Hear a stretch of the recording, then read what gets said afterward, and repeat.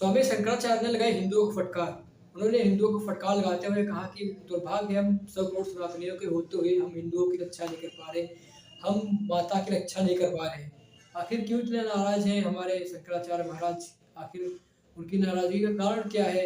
और उन्होंने हिंदुओं को फटकार लगाते हुए क्या कहा? पहले आप ये वीडियो देखिए पूरी। बात यह है कि दुर्भाग्य है ये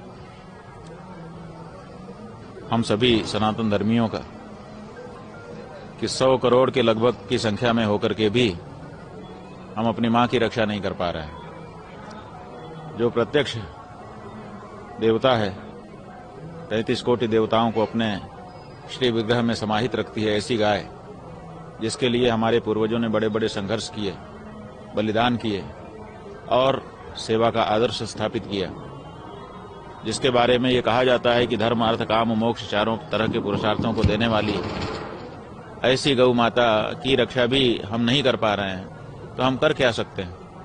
बहुत बड़ा प्रश्न चिन्ह हम लोगों के पुरुषार्थ पर लग चुका है। इसका मतलब है कि सनातन धर्मी अब पुरुषार्थी नहीं रहा। तो इस कलंक को तो मिटाना है ना किसी दशा में, और इसीलिए इसके बारे में हम लोग प्रयत्न कर रहे हैं कि किसी भी दशा में अब वो निर्णायक आवाज उठ जानी चाहिए। आजादी के पहले से ही हम लोगों को आपने देखा होगा कि हम गौ माता की रक्षा की आवाज उठा रहे हैं। जाने कितनी पीढ़ियां हमारी इसमें चली गई, लेकिन सुन ही नहीं रहे हैं कोई। विदेशी सरकार होती तो हम समझते कि विदेशी सरकार है, हमारी संस्कृति सभ्यता और हमारी भावना को नहीं समझती है। ये तो स्वदेशी सरकार है, हमारे बीच के लोग हैं। हमारे बीच के लोग होकर के हमारी बात को क्यों नहीं समझ रहे हैं? इसका मतलब है कि ये हमारी सरकार नहीं है, ये अभी भी विदेशों के इशारे पर चलने वाली सरकार है। और जब तक ये बात है तब तक फिर हम, इसका मतलब अभी स्वराज्य स्थापित ही नहीं हुआ। तो ये तय करना है कि क्या हम अपनी मां की हत्या इसी तरह से देखते जाएंगे और इसी तरह से उत्सव मनाते रहेंगे? जो भी उत्सव जीवन में आ रहे हैं वो सब बेमानी लगते हैं तब तक, जब तक कि गौ माता की हत्या बंद नहीं हो जाती है इस देश में। जब तक हम पूरे विश्व के सामने गर्व से खड़े होकर के नहीं कह सकते कि हम उस देश के वासी हैं जहां गौ माता की रक्षा होती है, तब तक हमारा जीवन किस काम का? तो कम से कम ये वाक्य तो हम कह सकें, इसलिए ये जरूरी हो गया है।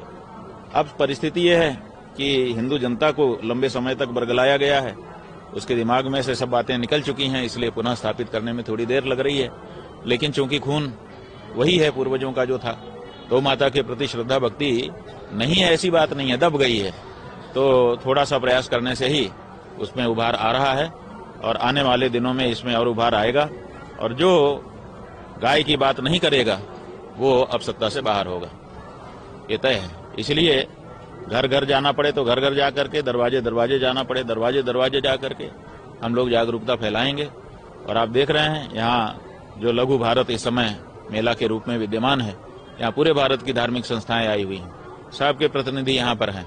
तो हम सर शिविरों के सामने जा करके एक एक से बात कर रहे हैं। अभी तक 200-250 शिविरों में हम जा चुके, और भी निरंतर ये यात्रा हमारी जारी रहेगी, गौ माता की प्रतिष्ठा के लिए प्रेरणा यात्रा। और संदेश जाएगा, आज नहीं तो कल गौ माता के प्रति जो हमारी परंपरागत भक्ति है वो फिर से जागृत होगी और हम गौ माता की रक्षा में समर्थ होंगे, ये विश्वास है हमको। उन्होंने ये वीडियो देखते हुए दुख जताया और बोला कि दुर्भाग्य हम 100 करोड़ के सनातनियों के होते हुए हम अपनी माता की रक्षा नहीं कर पा रहे। अफसोस है हमको इस बात का। लेकिन वो इतना नाराज क्यों है और योगी सरकार से इतना नाराज चल रहे हैं? क्या योगी जी उनको मनाएंगे? क्या वो ऐसे मान जाएंगे या नहीं मानेंगे?